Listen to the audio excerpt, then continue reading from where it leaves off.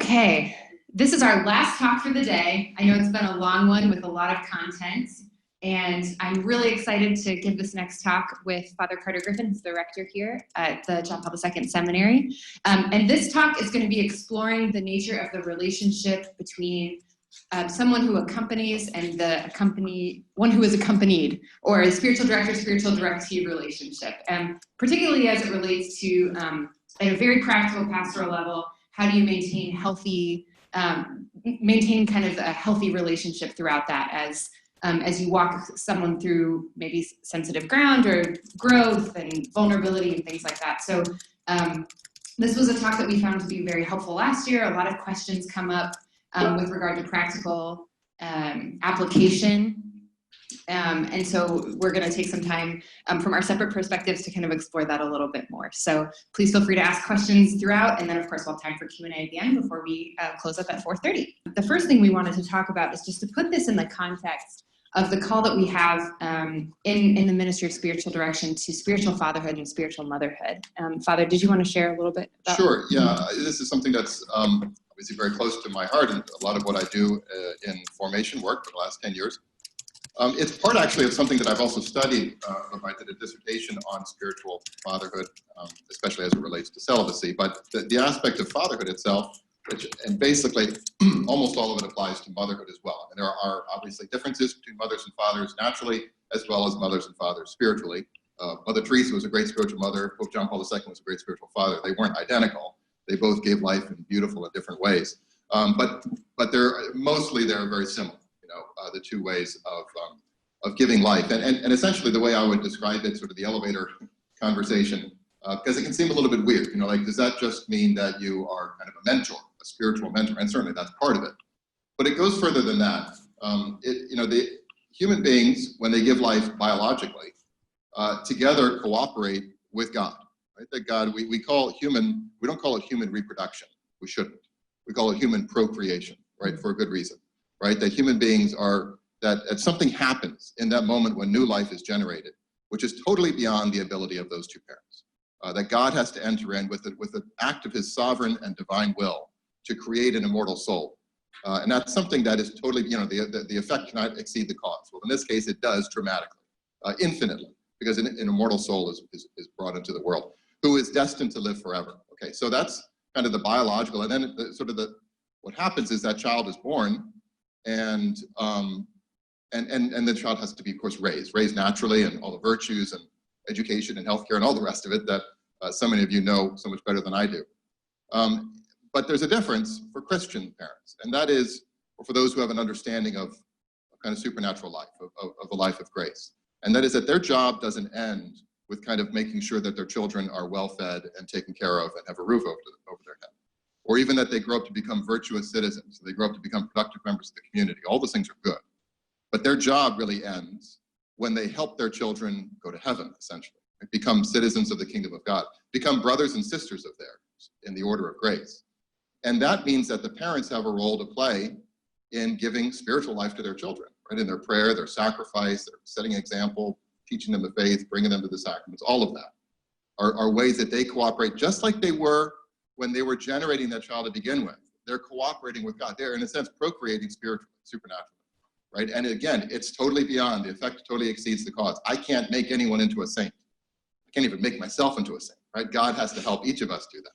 And so parents have this beautiful spiritual and motherhood and fatherhood in which they actually give life in the order of grace. And it's that which, in one way or another, these different relationships that Megan was talking about, engage, right? So it's not only for the parents of children, but in a sense, we all engage in this kind of giving life, supernaturally and spiritually.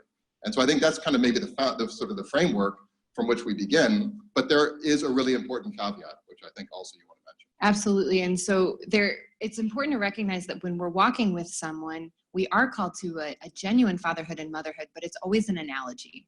It's always an analogy. So there's always going to be far greater difference than there will be similarity. And so we need to recognize we're not literally called to replace someone's father. We're not literally called to replace someone's mother, even if there's been huge deficiencies in that person's life. And it can be very tempting for us as people who are in ministry to say, I see so much. We naturally have a very those of us in ministry are usually very empathetic. We want to fill all those gaps. And it's so important to constantly check ourselves and say, hey, where does my role here end? And we have to leave the rest of this healing or the rest of the filling up of that hole, that gap to the Lord, to the Holy Spirit, to other people that the Lord will place in that person's life. I think this is really important too for priests. And I'll just say this very vulnerably as a lay woman. Priests represent the most attractive person to ever walk the face of the earth, with a capital P, Jesus Christ. And the role that the priests have in and so often do in just showing us the face of Jesus through who they are is such an attractive force in the best sense. And those of us who work with priests and are blessed to be accompanied by priests will experience that. And unfortunately I have known some priests who are no longer priests today, unfortunately, practicing priests, because that relationship got skewed along the way. And for me, it's always been like an interesting reflection of, of course there was an attraction because they represent Jesus Christ, who's the most attractive person that there is, or God the Father, in the same way. So I love to talk to priests about that because as a lay woman, I can tell you, you represent something that is so beautiful and so good and so noble. And oftentimes we need that. We need that witness. But just recognize that in representing yourself and being who you are, you're also something so much more. And so to have that awareness as you walk with people, especially in a close relationship of spiritual direction, that's going to be at play. That's going to be at play, and it's a good thing, and it's a blessed thing. And I just love that when it's important to remember, and I think even just in natural fatherhood and motherhood, parents provide a healthy basis for exploration. And if that base is secure and healthy and that relationship is good, then what's going to happen isn't this sort of fusion of those two people together where the child is utterly and totally dependent on the parent. But in fact, that sort of security gives the confidence for that person to explore. And that happens in the spiritual life as well. The more noble and true and good that relationship is and proper, that individual that you're walking with is actually going to have more freedom to explore and go towards God, away from the relationship of spiritual direction, and be empowered in their own spiritual journey. Does that make sense? So as people of reference, as fathers and mothers, we provide security from which that person can go out. We're not called to be, we're almost like when people are in NASCAR, they have to go like refuel, right? So that they can go into the race, right? And be out there. So we can be that fill up of, okay, yes, this is what you need. I'm happy to walk with you. Let's find out what the Lord is doing in your life. Okay, now get back into the ring, get back into the race. So recognize that we are called to this sort of genuine love, very authentic, real relationship. At the same time, it's always at the service of that person's unique spiritual journey with the Lord. Did you want to add something? I think, one way to sort of think about that distinction is that between paternity and paternalism. Mm-hmm. Sometimes we'll hear the word paternalism. I think you can also say maternalism. And that really is kind of the opposite of paternity. It's not just a twisting of it. In some ways, it's 180 degrees out. Because paternity is all about giving life and rejoicing in seeing someone grow.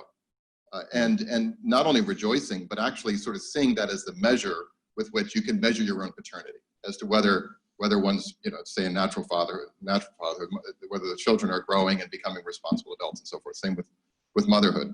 And the temptation can sometimes be to not do that, but to almost be threatened, And so this desire, I think paternalism is precisely wanting to prevent someone from really growing to become a mature equal, right? And so in that sense, right, then kind of the measure of one's paternalism would be how much can I make sure that I can kind of restrict the growth. So in that sense, it's kind of not just a twisting, but the opposite.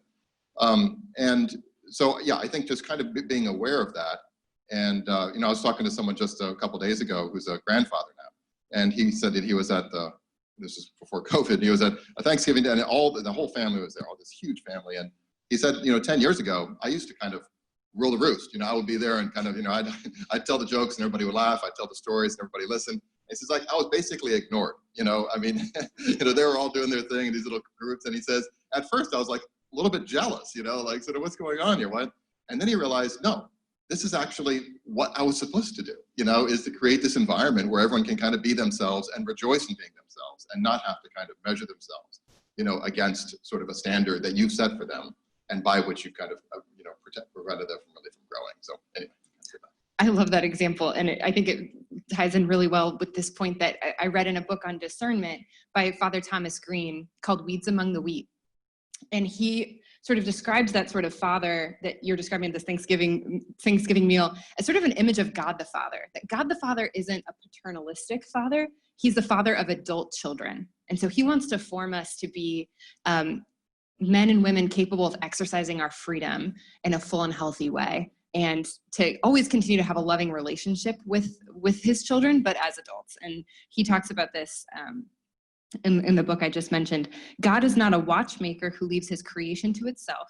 So he's not distant, removed from your life, just here you go do things without me really being involved. Or a puppeteer who controls his creation entirely to himself. So that would be that paternalism we were talking about. He is also not the father of small children. The God of Jesus Christ chooses to relate to us as a loving father to adult children. God is involved in our history and allows us to make choices in our lives. He will show us how to become responsible and mature. So we want our choices to align with God's desire for us. And I have to say, I know we're honing this point in quite a bit, but as a spiritual director, one of the things I'm always having to challenge myself internally is as I'm walking with someone, another young woman say, and I realize the weight that the weight that I have with that person in terms of the dependency isn't the word I'm looking for, but there's an influence that I have because I'm present in this person's life. I know she trusts me. I know that if I suggest something, there's a high probability that she's gonna do that.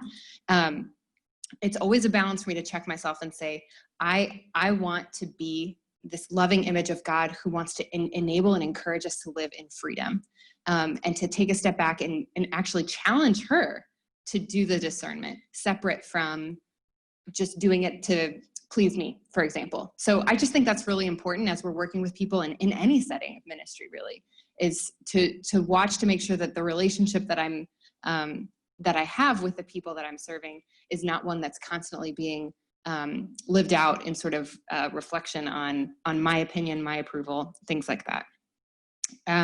We're not called to replace human freedom or infantilize those we serve, but rather through prayer support and good principles of discernment, form the capacity to choose freely. Super important. Okay, why is this so important? Why do we keep honing in on this? Because we are going to be walking with people who are living in a very wounded society, and there are wounds that are definitely prevalent in our culture today that will impact the way people engage with and grow in spiritual direction and relate to us as spiritual directors. Father, would you like to kind of Sure, yeah, I mean, and I think this probably doesn't need a lot of time to belabor it. I think we all sort of realize that we live at a time, sort of the aftershocks of the sexual revolution, among other things that have gone on in society, the kind of the breakdown in the family in so many places, and also just a lot of sense of loneliness and alienation among people. There's a lot of sadness out there, a lot of depression. I suppose there always has been, but I think basically any measure, any study will show that we're in a tough time. And a lot of people, I think, are kind of struggling to find their way. And when that's the case, it's going to be also hard to know how to raise children who are, in fact, not infantilized, that are, in fact, adults who are fully formed and ready to embark themselves as mature adult human beings. Right? So we live in a time where the family's in a tough spot, and there's sort of a hypersexualization of culture. One of the boundaries that obviously we're going to be getting into has to do with sexual boundaries, but not just in kind of the immediate sense of what we might all think of, but also kind of in a broader sense. And some of those emotional boundaries and things there's a lot of woundedness out there, a lot of people who can be very needy, and we need to be able to serve them, and yet serve them in such a way that hopefully we don't, in any way sort of, first of all, make it worse, but also don't sort of unintentionally encourage any kind of boundary violations or any kind of attachments that are not healthy. We're kind of living in that atmosphere too, right? So we all, of course, have our wounds, and we all have those things that we're struggling with. And so I think a big part of this, and we'll get to this a little bit later, but it's just kind of an interior awareness and an interior life where we kind of know ourselves and we know our own weaknesses, so that we can also kind of anticipate those in these different relationships. Absolutely. And I think it's so interesting even to have this conversation right now, because we probably feel very boundaried off from everyone right now, just as it is. I'm just thinking in my mind how different it was to give this talk a year ago, right? When our focus was in a very, very different place. But we just have to remember that, at some point we are going to be able to engage in a close setting with other people who are going to be vulnerable, who are going to rely on us for guidance, for support, and it's important to just maintain that healthy self-awareness. And something I like to keep in my mind is as we, at least I've seen this with the women that I've served, so many of them have been broken. They come from broken families, and sometimes that I saw this as a youth minister. As a youth minister, I might have been the very first time they experienced any sort of stable attachment relationship from an adult. And whether they just had, parents that were dealing with divorce or different addictions and things like that, the fact that I would be there for them every Sunday and look them in the eye and ask them how their day was, sometimes that was enough for me to almost I was a replacement for everything they were looking for at home. And that's not their fault. And it's not my fault either, but it in turn becomes my responsibility to be the guardian that I don't, as Father said, make that worse, but that I sort of am still stable and present and consistent, but not sort of taking that relationship and turning it into something it ought not to be, if that makes sense. So for me, the very first thing is just an awareness. Father said it today, Father Ivan, he said it, aware, understand, take action. It really applies to so many different things that happen in our life. We have to have that constant self-awareness and attitude of sort of, just vigilance over, okay, what's happening here? What dynamism's at play? What's going on in that person's life? I've found the studies in attachment theory that have become very popular in current psychology very, very helpful for me as a spiritual director. Not that I never actually bring it up in spiritual direction, but I have this sense that, okay, and if you're interested in learning more, there's a great book called Attached by Dr. Amir Levine. And it basically breaks down different attachment styles based on the experience we had as children, and whether that makes us really uncomfortable with close relationships or more likely to keep a distance or very anxious all the time. I'm sure all of us can recall a moment in ministry where that person's always trying to, okay, I need to make sure I'm still okay. Am I still okay? Are we still okay? So those kind of things are just helpful because you can adapt and adjust and just realize, okay, I'll give you an example. There's a woman that I was guiding for a long time, and her parents had been through a very rough divorce, very difficult situation with both mother and father. The mother was bipolar. It was so important for me that if I said we were going to meet at 1:30, I was ready at 1:25, like ready, and I was just to not be late, because if I was late, it kind of sent this message, like, maybe I'm not important, maybe I'm not ready. And you don't want to overcompensate into that, but I just had to keep in mind, like, if there was a mix up in my schedule, I really tried hard not to reschedule her. Does that make sense? Because for her, stability meant a lot. And so walking into that relationship and committing to be her spiritual director over the course of several years, for me, meant having a knowledge of her own story, right? Which is what we want to do when we're in spiritual direction anyways, know what that person brings to the table. So I want you to take this away, Father. I found the picture. Oh yeah, look at that. So a couple years ago, we had let me back up. The topic of this, what is the topic of this? Boundaries? What do we call it? The accompaniment relationship. Okay, well, a couple years ago, it was called Boundaries or something like that. We had the word boundaries in the title, but, and that's true, we are going to talk about boundaries. It's kind of one of the things we're talking about, but, it's a kind of an imposing word, like boundaries, the whole thing of even this idea of social distancing, like one of the greatest paradoxes of all time. Social is not distant, So like the boundaries, it's true, we are talking about boundaries, but boundaries are never for the sake of boundaries. Boundaries are for the sake of something more important, right? It's like the rules of a game are there, not so you have more rules, but so you can play a good game, right? And so to have boundaries is really a way of protecting something very sacred, right? And this relationship, in which there's a kind of mutual vulnerability, is something that is very sacred. And it has to be, and so that's the approach with which we want to take these boundaries, right? That it's not kind of driven by paranoia or anything like that. but is actually driven by a deeper desire to love this person, right? And to ensure that you ensure their integrity and yours, their virtue, your virtue, and so forth. And so this I mean, the image, and we can all come up with an image, but for me, one that was very memorable was a couple years ago, or last year, a couple years ago, I think. The heart, yeah, because it was right in the middle of all that thing with going on in the church and everything like that, and the heart of John Vianney started to make a sort of a tour. The Knights of Columbus had this, you know, the heart of the patron saint of parish priests come and sort of the relic come around and visit different parts of the country and Canada and so forth. And these guys showed up, and we were able to have it here in this chapel for several hours. And it was a very beautiful moment for our seminarians. I mean, it was really kind of an unforgettable time. But they showed up, and you know, this big kind of beefy guy shows up with the Knights of Columbus guy, and he's carrying this enormous, like one of those metal things you see in the movies, and like what are they, like nuclear codes? You know, like you walk it in there, and you go back to the sacristy, and you open it up, and then that has like another smaller box underneath that. They open that up, and they're talking about it. It's like this custom-made box, and inside that was a wooden box, and they opened that up, and inside was that. I was like, wow, that was a lot of protection, you know, and it's kind of an imposing look, you know, and all that stuff. But of course, it protects something very, very precious, you know. And I think, as I say, we can all come up with examples like that in our own lives. But that's the approach, I think, with which we want to take the matter. Absolutely. And that's why we actually changed the title of the talk. So the focus would be on the relationship itself and what we're actually trying to protect. But I love that example, and I was able to find that picture. I think that must be the John Paul II shrine in the background. So some points, getting a little bit more practical here. I think some points for examination as spiritual directors who've been entrusted with the accompaniment of other precious human souls is just to recognize some risks that could be at play here. And I think the biggest risk of all is sort of this emotional spiritual abuse, which basically means to take advantage of the incredible vulnerability and trust that's being given over to you and to use it for ends other than the good of that person you're seeking to serve, whether that's for your own end or for some other bias or objective or agenda you have for that person. This can be really, really dangerous, and often it can be subtle, right? Often it can be wanting to impose parts of my story onto you. Like, this is what happened with me. I really needed this. This must be what you need, right? And to have that sense of reverence and humility before that other person. So here's a couple of things just to kind of keep in mind for examine. To make sure that we're not seeking to receive any gratification from the directee, the person we're walking with. This would come up a lot in youth ministry. There's always those, this is a simple example, but I always remember it.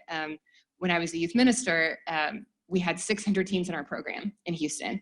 And there were the teens that never wanted to be there, and then there were teens that were the church junkies, right? And it was so easy to be the youth minister of the like teens that were in your fan club, right? And just to spend most of the night hanging out with them. And I remember my spiritual director once said, Megan, you know, for the rest of the year, I want every time you come into that room with all those teens, I want you to find the person no one's talking to, that no one thinks is cool, and pour your heart into that person. And I was like, what random advice? You know, we were talking about something totally different, but he was trying to give me an exercise to work on my own heart and the purity of my heart in the ministry that I was involved in. And for me, that's like a little image of how we ought to treat each and every person that we come in contact with. There is no sense of you're like a, I don't know, some sort of badge to be won, or that you thinking that I'm cool or you wanting to get advice from me is somehow indicative of who I am as a person. You know, really, really important in ministry, just in general. Another point, using the position of influence and authority you may have to manipulate. So I kind of touched on that a little bit before, but just recognizing that your opinion and your advice does bear so much weight. And so, you know, I've heard stories of women who've come to me before and saying, you know, my spiritual director told me I had a vocation, so I have a vocation. And you're like, oh, wait, are they inside your soul? You know what I mean? And so they're carrying that weight for the longest time because they, you know, I didn't enter seminary. And so I'm a terrible person. And I bet that spiritual director has no recollection of that conversation, probably. Do you know what I mean? But because it was said in such a precious and sacred context, that weight can remain. And maybe just to add to that, you know, these are both sort of two sides of the same coin in a sense, right? Because that desire to use position of influence to manipulate is itself gratifying something in us, right? That desire to control, right? Kind of one of the fruits of original sin, I think, is something we have to be constantly aware of, right? So that desire to receive gratification. There's something even more subtle, which I would add, and that is the desire not to upset, right? The desire to be the one that because that too is a kind of self-serving thing. Because sometimes a good father and a good mother has to say things that aren't going to be welcome, and yet out of love they need to be said anyway. And sometimes the reaction, just like with any children, can be very hard. And obviously we're not just talking about children, but I mean that sense of giving life spiritually, that's going to be hard sometimes. And that personal neediness can wither before somebody's saying, I don't want to hear that from you. And the reaction can be quite strong sometimes. But I think if we're confident in who we are, and we're going to get into some of those aspects of how to do that, how to have that kind of confidence, then we'll be able to say what needs to be said in love, right? And out of love, really, for the sake of love. Oof, that's a really good one. I'd forgotten about that point. Yeah, so true. Yeah, and to continue off of that too, I think it goes a little bit along the lines of using your positions of influence and authority, but to make sure that when we're talking with someone that we don't speak a definitive judgment into what they're discerning, unless it relates to what Father said, like a very clear-cut case of faith or morals, or something that's doctrinal in the church, if that makes sense. So to really give space for that person to discern and to offer principles. And yes, speak into that based on your history and knowledge of the person, but to not automatically impose. So yes, to be willing to sort of be the bad cop when it is a very clear-cut case of, okay, this is, you are married and you have the obligation to fight for your marriage. No one wants to say that. That's not a fun conversation to have. On the flip side, if there is, if there's something that's sort of neutral that just needs to be discerned, to be very careful and cautious to not offer a judgment into that person's life. I remember one person was coming to me on a retreat and she just said, I'm not a generous person. I struggle with generosity. And I'm like, you're volunteering in like 5 ministries in your church. Like you say you're like not having enough time at home. I'm like, what makes you think you're not generous? She's like, well, a couple of years ago on retreat, someone said I was struggling with generosity with God. Again, it's stuck. It was crazy to me. And so it was just kind of an interesting conversation to say, okay, let's not take that definitive judgment and turn it into a label. And then I mentioned this a little before, but countertransference is something where you can kind of take something from your own story that maybe truly did apply to you and paste it on to another person's experience or story. So this happens to me a lot when, for example, I give a talk on my relationship with my mom. I had a lot of struggles with my relationship with my mom in high school, and then when I wanted to discern, and it was very hard for her. So we went through a long journey, 7 or 8 years. So I can speak to that on a retreat. So anyways, it's very common that I'll be on retreat and I'll be talking about that as an example, and women will come up to me, and I'll always get 1 or 2 women that like want to have very specific conversations about their own mothers. And for me, because that's a wound that I still carry, and that, thanks be to God, the Lord has brought so much redemption into that. It's so tempting for me to want to say, oh, this is exactly what it is for you. Does that make sense? When I've talked to this person for maybe like 30 minutes, but because it's such a strong part of my story, I just want to provide that answer because I'm a helper, right? That's what I do. That's who I am. And a lot of us who are in ministry are helpers. So to always kind of watch like, ooh, this is picking up a very sensitive part of my own story in life. And I want to make sure that I don't automatically assume that that's what God's doing for them. That's important. Father, did you want to add to that at all? No, I want to see what the next slide is. Yeah, one thing real quick, and that is another area where there can be that kind of hard conversation where there can be some responsiveness is when it's something that Megan was saying earlier, that there can be that was countertransference. It could be transference to you, right? So when that happens, right, sometimes and we're going to get into this, like clear boundaries need to be set, and that in itself will be taken very negatively, by some. And so those are the times we have to say, look, this is what this relationship is, and this is what it needs. I know that maybe you don't say the words, but that you're looking for something different, but it cannot become that, and that in itself will sometimes be a really hard conversation, no matter how lovingly it's done. That can be a hard conversation, but it's done for love and out of love, for the sake of love. Could you give an example of that? Father? Yeah, sure. So let's say, it's actually something that you were saying earlier, that if you are the first loving, caring man or woman in their life who really has time for them and is attentive to them and is there for them, and for the first time they feel like somebody's not going to let me down, there will be a rush to transfer a lot of what really needed to be done with their own parents years ago to you, and that can happen, and it does happen all the time. And so later on in the talk, we're going to talk about some real boundaries that need to be set in, and ideally in anticipation, so that you don't ever get to that situation. But nonetheless, human beings are more complicated. Sometimes it gets there, and then you realize that this has become kind of not healthy, really. You know, and so then a hard conversation needs to be had, and it's as gentle as possible, but it will nonetheless possibly, you know, lead to some really difficult moments. Yep. Which is a great segue into this point, which is that the spiritual director, you as the person with that authority, always has the responsibility for maintaining that healthy relationship. And it just needs to be said again and again and again, even if, you know, you didn't do anything wrong. You know, there was nothing that you did was inappropriate or out of line. You are always the one that has to sort of maintain the appropriateness of that relationship. Did you want to add to that? No. Okay, so this is a little bit more concrete and practical, but we're going to get into what to do if you're noticing that happen, like Father just said. That sort of maybe over-dependent, or boundaries maybe being crossed, or you're seeing this sort of like emotional attachment that might be more than what should be. So the first thing to do is to not play games or become unreliable in communication in the hopes of creating distance. It is so easy to do this because it feels less direct and it's safer for us, and we don't want to have that hard conversation. A priest once told me, you know what, this person's too dependent on me, so I just don't answer their texts anymore until after 5 days. I was like, oh, I don't know, like maybe have a conversation, because, and he was recognizing something that was good, but I think in that moment it could have been, knowing that person as I did, I knew this person's just anxiety ridden for the 5 days that she's waiting for that response or that email back or whatever. So to not just say, okay, I'm going to let that person sort of sort it out and figure it out, and just become more distant, because that can actually feed into that anxiety at certain points. Yeah, and as you said, you knew that person, so you knew that was the case then. There can be situations where actually by bringing it up and making it, we have to also talk about like how to have that conversation. I think we're going to get into that, right? Because otherwise it can become like you can turn something that otherwise would kind of, you know, die down on its own to something now brought into the open in a really explosive and destructive way. So I think we're going to get into that. Yeah, if it's something that, that's a good point. So another thing is to not shame the directee or speak defensively. Like, oh, you're just becoming too attached, too emotional. That would not be a good thing to say.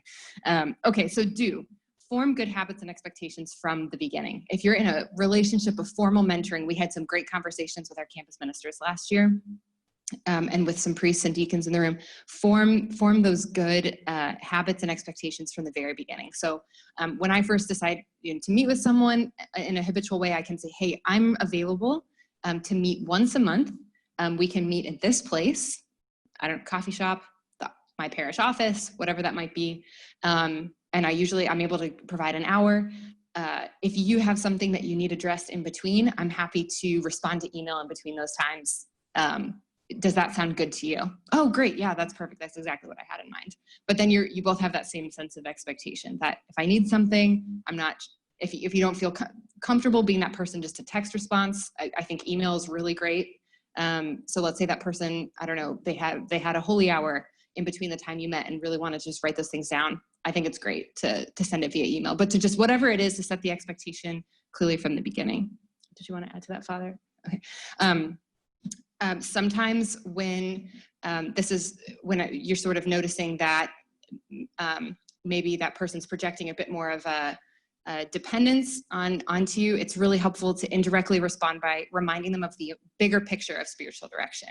And it can come across, it's indirect and it's positively done, but it sort of reframes the conversation in a really healthy way. So sometimes it's happened to me where I just sit down and say, hey, a year ago we started meeting, and I know you went on that retreat and it really changed your life, and you wanted to continue growing in your relationship with the Lord and to continue to deepen your prayer life. I'm so happy to be doing that and to be facilitating your growth in your relationship with the Lord. To kind of say, like, to reframe who you are and what the purpose of that conversation is, and then to maybe have a conversation about what the practicals look like. Okay, this is what I'm able to do, this is what I'm not able to do, but to again put the context in place. I think that's part also of like not shaming the directee by keeping it fairly objective, right? So what is the purpose of this of what we're doing here, this conversation, this relationship, this spiritual direction? Right? It's to help you grow in your relationship with the Lord, for instance, right? And so you kind of keep it very clear, and it's outside both of you. It's not like,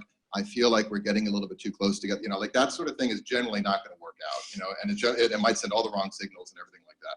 Whereas if you can say, like, this is the best way that I can serve you, you know, and it's about this thing outside of us that we can talk about. I mean, it's actually inside them, obviously, but I mean, you know, conceptually, it's something that we can talk about separately, and then then it's not quite so personal, and you know, the defensiveness, like the defense mechanisms aren't necessarily engaged as easy. Yep. Another thing that I've found to be helpful is the art of a good question. Sometimes I notice in spiritual direction, I can be sort of the rapid fire, like spiritual kind of candy machine. Like I'll go to Megan and she'll just give me the answer right away. And I want to do that because I'm a helper. It's what I do. I like doing that. But it doesn't reinforce the fact that my primary role is to facilitate them becoming good discerners, right? So sometimes if I'm noticing that to become, okay, well, what do you think I should do here? Should I do this? Should I do this? Well, have you prayed about it? What do you think the Lord's asking of you in this season of your life? Have you weighed this decision in light of your other responsibilities in life or your state of life, your vocation? Have you asked other people? And it gives them an opportunity to go, oh, right, I need to figure this out, right? It's not, it takes the pressure off of the centrality off of you as the director.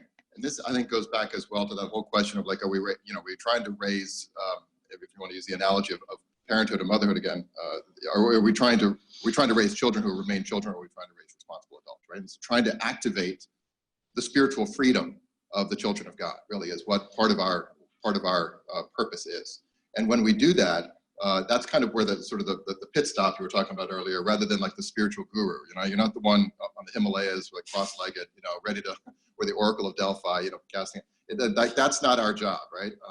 Our job is to assist them by, often by asking questions, by gently guiding them in such a way that they are able to realize that their spiritual director is the Holy Spirit, right, and not Carter Griffin, right? And then that's kind of the ultimate goal, is to help them realize, and we're supposed to be at the service of that. And if we find that we're no longer at the service of that, then we need to back out, right? Because then we're getting in the way, right, of the one who is actually directing the souls. Absolutely. I think St. Teresa of Avila said it's better to have no spiritual director than a bad one, you know, and I think to recognize that is super important. Another practical principle is to avoid too much self-disclosure in spiritual direction. This is a golden rule for anyone in psychology and anyone who's a therapist. You know, really, you're not allowed to talk about your story too much, because this is all about serving that person and not creating a two-way relationship. And in spiritual direction, we can apply that analogously, you know, so it's not that you never share, you know, oh, this helped, you know, I found this book to be really helpful or whatever, but you don't want to disclose every difficult thing you've ever experienced in your life, to where if they're relying on you for guidance, you're not sharing equally in the same degree. I think it's huge. I mean, this is really one of my pet peeves. I think so many difficulties come from this natural, understandable desire, because when you're in a peer relationship, of course you want to share what's going on, or from your past, or from stuff, you know, like that's, depending on the depth of that relationship, that friendship that you have with somebody, there should be that appropriate disclosure. But this is not that kind of relationship. And so when the director, the one who's accompanying the other person, starts to be really self-revelatory, self-disclosing, especially about things that are kind of intimate or sinful or whatever from their past, it may be well-intentioned, but it almost always explodes, you know, in the end. If it has to be said, and if it's really important to be said, then at least make it someone else, right? So it's not about you. And even then, you want to be careful so that it doesn't, right? So if you can use it as an example of somebody, you know, kind of a third person or something like that, you know, I knew somebody who, whatever. But even that, we have to be really careful of, because we're getting more and more emotionally invested in a way that can be unhealthy for us. This is where the self-knowledge comes in too. Obviously, as you're saying, you know, there could be times when it's like, oh yeah, you know, whatever. It's not like you have to be some kind of detached, aloof, you know, whatever. But I mean, that I think is an important. I think the self-disclosing, and especially I would say, when men are directing women, right? I think it's especially when a man is emotionally self-disclosing. This is probably sounds very sexist, though, but it doesn't. But when a man is very self-disclosing, that can be extraordinarily attractive to women, right? And so I think priests and men in general just have to be really, really careful about that aspect of that relationship. Yes, women bond by hearing the problems of other people. And so anytime that happens, especially in the context of a priest or and something. Men are repelled by hearing. Yeah, exactly. But it's not sexist. It's how we're wired. When we bond, when we all get together, you know, Molly and I were talking about baby sleep in the back, like before this talk. It's like, we want to share the problems about the fact that we didn't sleep, you know, and I loved it, you know, but that's not the place, obviously, in the spiritual direction setting. And finally, just knowing your limits, just really practical. It's always okay to say, hey, I do not think I'm the person to help you right now. I'm happy to find someone else or to walk you through the process of choosing another spiritual director. That is okay. You always have it's sometimes the most loving thing to do, and you always have that option. So here's just a few very, very practical considerations. One is praying before every meeting yourself, praying for that person and reminding yourself of who you're called to be in their life, and just asking God the Father and the Holy Spirit to be with you. The first time you meet someone, set those clear expectations. It's always better to do that in advance rather than have to go back later and correct something that you could have easily solved in the very beginning. So how frequently you meet, help them to know in advance what spiritual direction is. Again, this came up a lot with campus ministry because they're like, well, we're friends. So sometimes we just talk about, my boyfriend and whatever, and this and that, and what I did on Friday night. And our campus ministers in particular, they've had to draw a clear line to say, no, when we meet in this setting, we're talking about your spiritual life, right? So this is the context for this. And even if in other moments they, shoot the breeze and they're talking about the retreat or whatever else is coming up, the football game, it's really important to teach people. Oftentimes people haven't had spiritual direction before, so it's hard to know, okay, what does it look like what topics do we cover in spiritual direction? You can set that tone from the beginning. We're going to talk about your prayer life, your vocation, how you're responding to what the Lord is asking of you in terms of your state of life, the people around you, your prayer, your growth, all of that. And then that sets the tone from the beginning. Reminding them, this is super important, especially with women, to say from the beginning, you are free to not see me at any time. Like, you are always free to choose another spiritual director, and to give them the freedom to do that. Sometimes they're like, oh, this isn't really helping me, but I can't say no because Megan will hate me and she'll think I'm whatever. I always say it from the beginning. Like, I say, I've broken up with spiritual directors before and you can do it with me. Like there's a season for everything, sometimes. And I helped a girl who I was working with for 3 years, and I know I was definitely who she needed in that time, and I knew when she did not need me anymore and she needed someone else. And we had a great conversation about it, and we are still close to this day, and so to even just say that, it really helps. One very practical way to do that, and there are directees I've had for years, and I never initiate the next meeting. I think just one way is just let them. I mean, usually they're like, okay, we set our next meeting at the end of that one. It's no big deal. Or they send me an email later that day or whatever, set up the next one. But I think there's something about giving them that kind of, saying, so when are you going to come and see me then? Which is, by the way, is different than, checking in on them, saying, I hope everything is going well, I haven't heard from you. I think something like that is fine, just if it's genuine concern. If it's like, you're supposed to be in my office, that's a problem with us, But checking in on when somebody is one thing. But I think giving them that control of setting up is really helpful. That's huge. Absolutely. Absolutely.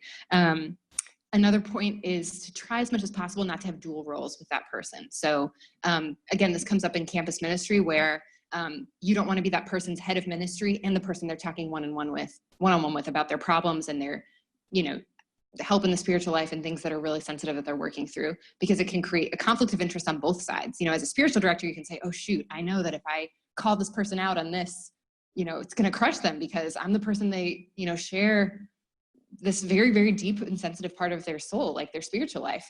That can be very complicated. And the reverse is possible. The individual can feel very hurt if outside of the context of spiritual direction, they take something that you do as an insensitivity or that you don't know them or they're, that kind of a thing. So it can't always happen, but in as much as possible, I think, to avoid having those dual roles is really key, really helpful. I think, again, reading up on attachment theory, really helpful to know your own attachment style and be aware of your heart's tendencies, how you tend to become emotionally attached, what things might be triggers for you based on your history and your wounds, really, really important.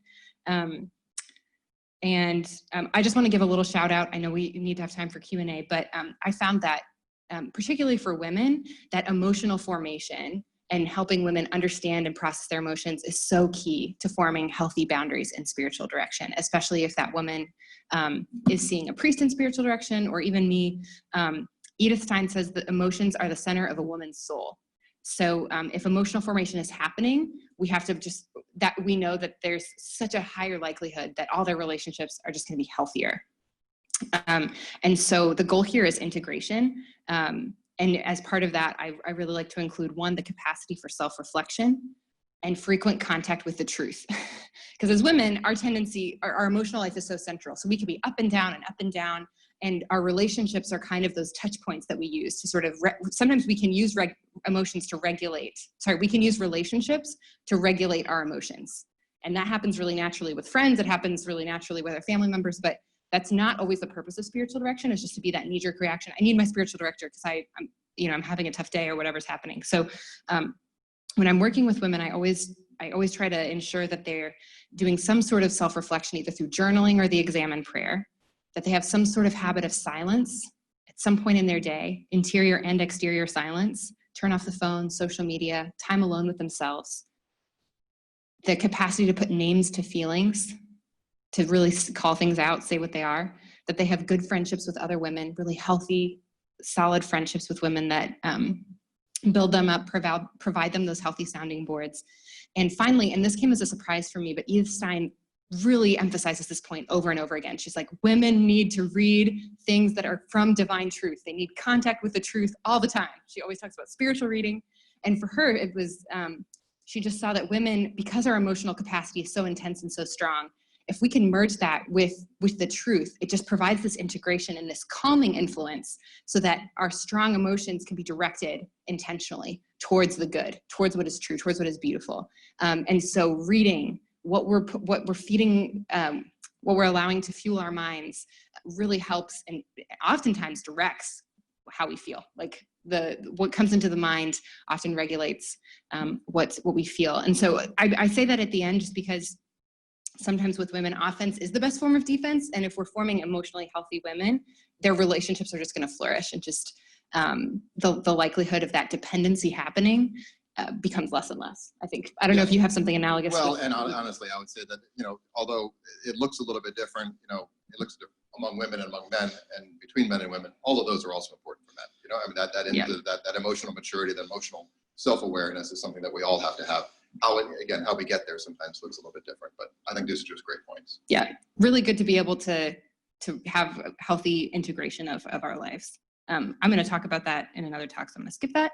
And finally, just to kind of encapsulate all that. Before I get there, just one thing I was just thinking about is, priests who, I know the priest and seminarian world better in a sense, but it applies really everywhere. And priests who leave ministry for somebody that they were directing, which happens, as you can probably imagine, with some regularity around the country. I'm not saying like locally or something like that, but it can happen to anyone. It can happen to all of us, And the two things I think that are missing in the vast majority of cases, one or both. The first one, or what is lacking in that relationship, the first one is an interior life, right? That if we're not feeding ourselves interiorly with prayer and spiritual reading and our direction ourselves. And the sacraments, and if we're not growing in our relationship with the Lord, in that sense of like, oh, you're either advancing or you're retreating. I mean, there's no such thing as standing still in the interior life. Unless we're growing, now it may not feel that way, it may feel like but as long as we're putting that, we're in the arena, right, and we're growing, that's one thing. If that's not there, then there is a void inside that we're trying to fill, and we're trying to fill it with something other than God, right? So that can happen. The other thing is kind of the personal needs, and we've been talking about this for the whole talk, really, of that priest. Like, really, it wasn't never about that, or maybe he thought it was about it, or he imagined himself, maybe at the beginning it was about that other person. But slowly over time, it really became about him, and about him filling his needs through the affirmation of this person, or whatever it might be, laughing at his dumb jokes, whatever it is, like something, he's getting something from her that he's not getting elsewhere. Right, which means that there's kind of that personal, again, it's a vacuum. So it's like a spiritual vacuum and a natural vacuum. And when those are together, then it's a really potent and deadly combination. So not to be like sort of fear-mongering or whatever, but it is important that we kind of are aware that we need to be fed spiritually, and we also need to be fed humanly before engaging in this work. And then so just this quote from Fulton Sheen, from Peace of Soul, beautiful book. He says, and this goes back to the question of the boundaries. He says, the playground established by the church, he's talking about doctrine, but I think it's easily applicable to kind of emotional, personal boundaries too. The playground established by the church might be a rock in the sea, surrounded by great walls. Inside those walls, the children may dance and sing and play as they please. Liberals would have, that's not political liberals, that means those who would want to tear down those doctrinal walls, tear down those walls of truth. Liberals would ask the church to tear down the walls on the grounds that they are a restraining influence. But if this were done, you would find all the children huddled in the center of the island, afraid to play, afraid to sing, afraid to dance, afraid of falling into the sea. And so that idea that these walls can seem kind of imposing, like these walls here, but they can also, they're that which protects life. They're protecting the heart of John Vianney. They're protecting your heart and the heart of the person that you're serving. And so therefore they're really, really extremely important. We haven't gotten into all of them, obviously, but maybe just trying to give some outlines, and of course these have to be applied. And each relationship, each spiritual accompaniment relationship is going to look a little bit different. But I think we have some good principles here that can be helpful. Absolutely. So I know we've covered a lot of ground here, but this would be a great time if anyone has questions or specific concerns that they'd like to bring up. We'd love to address them in the time that we have. Yes.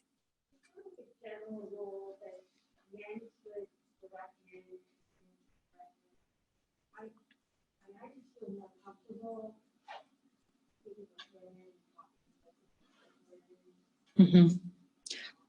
So the question is there a general rule that men should direct men and women should direct women?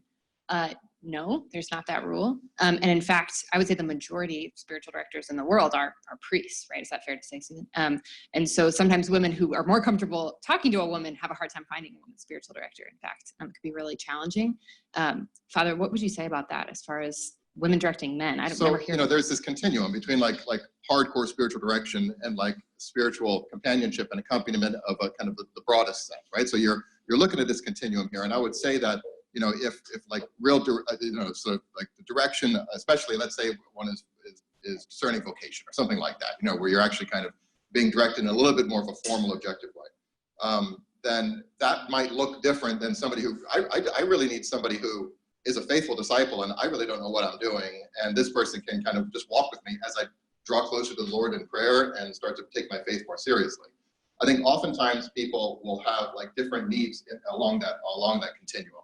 So it might be that somebody, let's say a woman, is looking more for like a spiritual companion, or somebody who can kind of a mentor, but in a sort of an older sister kind of, that might be different than a woman who's discerning religious life, and wants to talk to a priest or whatever. I mean, so people are different, but I certainly don't think there are any hard and fast rules.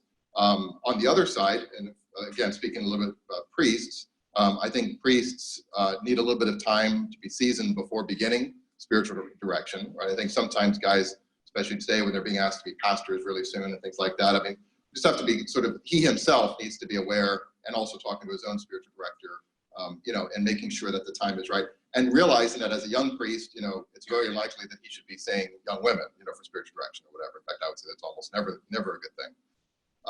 And so things like that will be, so there's so many considerations here, but in terms of a hard and fast rule, I think it's really what the person who is looking for direction is comfortable with, most comfortable with, where he or she can really open up best. And then what are the abilities of the spiritual director? You may have a man who is not as well prepared as a very kind of wise woman, who has a lot of formation. And so I think you're also looking at, another thing, Teresa of Avila, was your quote Teresa of Avila or Teresa of Lisieux? I forget. Avila, but yeah, I could so have Teresa of Avila said between a learned and a holy spiritual director, she'd prefer a learned one. Right, Yeah. and so somebody who's really able to hand on the tradition. And so in that sense, I think depending on who the person is, that might be the most important consideration, whether man or woman. I think that's right. Yeah. Yes. So you talked about dual roles in spiritual direction. How would you also relate this to like people in your family? Because, for example, I'm the first of 4 children, and I have a decision role in my siblings' lives. And sometimes I get caught in like the boundary between being a big sister and being a mother. And so like, is it kind of a similar thing where you have to be conscious of your role as a big sister versus a mother, and not confusing yourself too much as that role? How would you sort of help me make sense of life and family life? That's a really interesting question. Her question was, what about dual roles in family? So if you're an older sister, but you're also feeling like a mother at some points. I relate to you because I'm the oldest and I have a brother that I feel like I'm mother sometimes. But I think in a certain sense, the rules don't apply because you're family. in the sense that I can't ask you to be emotionally disinvested or have that sort of boundary of like, well, it doesn't, I'm separate from this person, because you're living life with them and alongside them. So in that sense, it's already so different.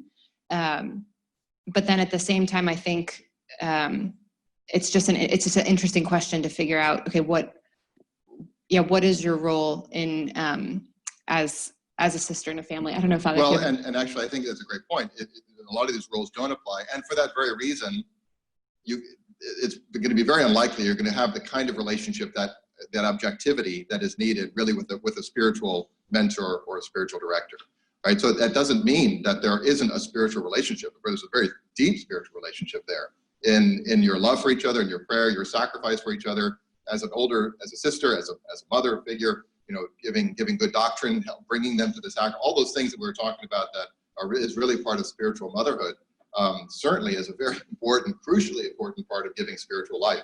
But those people also probably need somebody in their life who precisely doesn't have that kind of emotional bond, right? And that emotional bond is there given by God for good reason, but there's also a need for somebody who can say, like, you know what, that might not be the best thing for you to do. Whereas for you, it's gonna be like, that's the older sister telling you to do it and not a spiritual mentor. So it might be better in that sense. It's kind of a both and maybe kind of question is what I would suggest.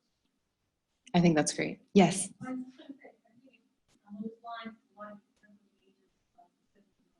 Sure. Because the older they are not going to need a mother necessarily, but they might be a wise sister, so that the role of the age. I think that's true. That the role will change as you age, or you're looking at a different age gap, for example. I think that's right. Yep. Wally, are there any questions that are coming up on the Zoom right now? Yes, I'm just trying to get a little bit of clarity. While you're doing that, can I say one thing?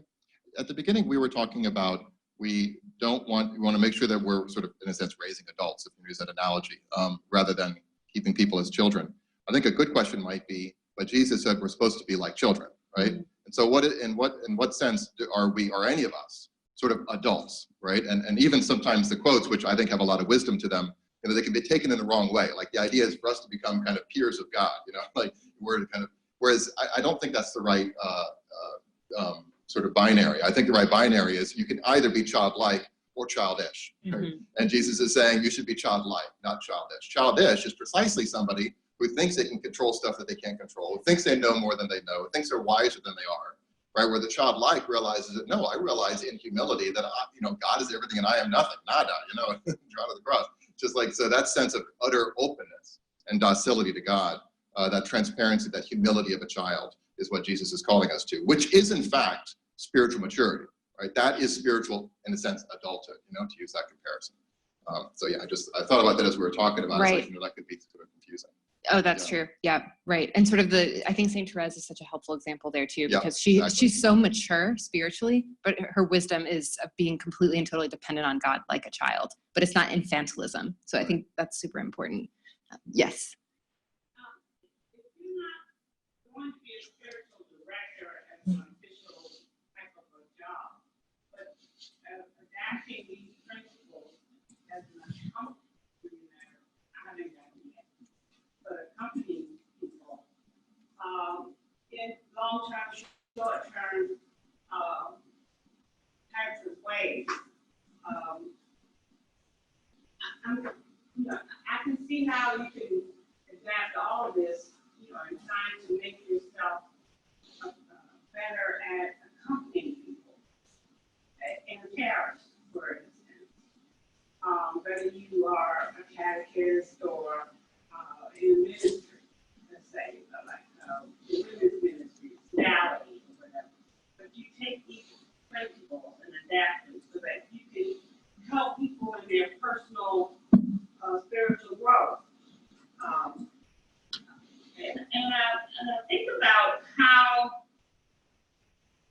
we might be able, especially in this new age that's happening to us, where we may not be able to get together like we used to, and in big groups and have big meetings and fellowships and all that, meet and greet. We still have the mindset that things are going to go back the way they were. And I don't think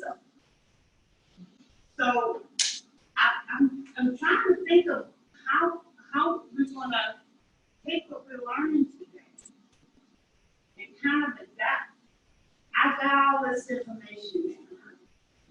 And I know my background and all that stuff. Well, how do I take what I can do this? I might be able to do this and make it work somewhere. Mm-hmm. In a parish that I may never touch somebody again. So so let me just make sure I got your question. So it's just recognizing the particular moment we're living as a society in this pandemic where we're so distant socially, and as parish life hasn't gone back to normal, how are we supposed to put these principles of spiritual direction and relationship into practice? Is that right? Accompaniment. Yep. I think a lot of that will be addressed on Saturday. I think a big part of this is none of us know what will happen, in the future. So it's impossible for me to kind of prophetically speak to that. But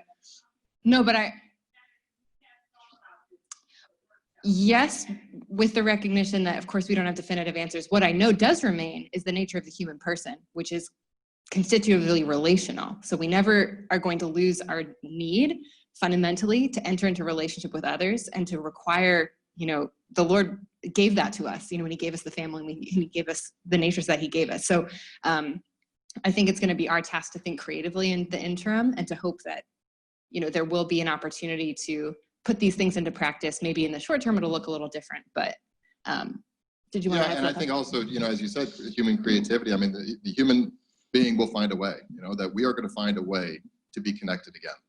In a way that, we're here we are. We've figured out a way to make this thing work, 6 feet apart and all, whatever it might be. Mm-hmm. So you figure out a way, and I think that's going to be happening, and it is happening dramatically in parishes all over the place. They're figuring out ways of having human community again and human fellowship and all the rest. I would also say this, that about this talk in particular, I think there was already a lot of loneliness and anxiety out there. I think there's even more loneliness and anxiety right now. And that means two things. It means, first of all, we have to find a way, right, to have those human connections.